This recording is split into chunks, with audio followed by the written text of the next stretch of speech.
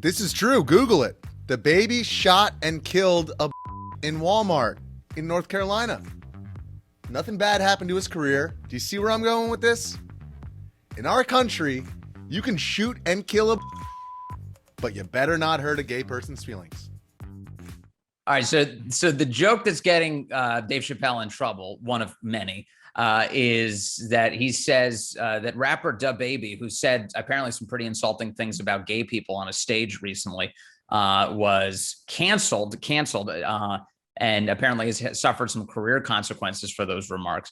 But that in an earlier incident years ago, DaBaby had shot someone in a Walmart in North Carolina, dead, and didn't suffer any career consequences as a result of that. Now, my understanding is that this was some sort of self-defense and that there was some reason why he was not held criminally liable for that shooting death. But Dave Chappelle's trying to make a point that as a culture, there's a lot more aggression towards insulting a gay person, is what he says, than shooting somebody dead. And now there are people kind of pissed off that he even said any of this. Yeah, no, it's an interesting critique there. I do think that it goes, to the idea that in a lot of cases, we don't give lives, particularly Black people's lives, value, which is the implicit message there, is that when, Black person dies, it's like, but, you can't hurt certain people's feelings or make certain people upset. Right. Now, again, some of the other comments that he made, you could argue whether it was funny or not. And I think comedy is supposed to push the line, like comedy is that's one of the beauties of comedy. It pushes the political line. It's not something that everybody's going to be with. Everybody's going to think it's funny. Like, that's one of the genius things about comedy. Like if you listen to, you had some comedians who, didn't offend anybody, the Bill Cosbys of the world prior, didn't offend anybody. But some of the edgy comedy are the things that we're still talking about to this very day.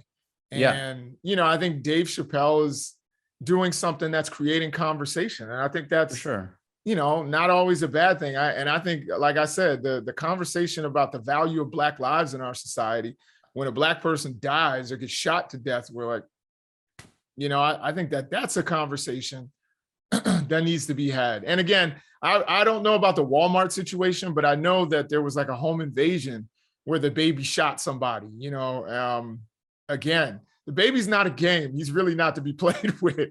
But, he shot another dude who was, was in his house.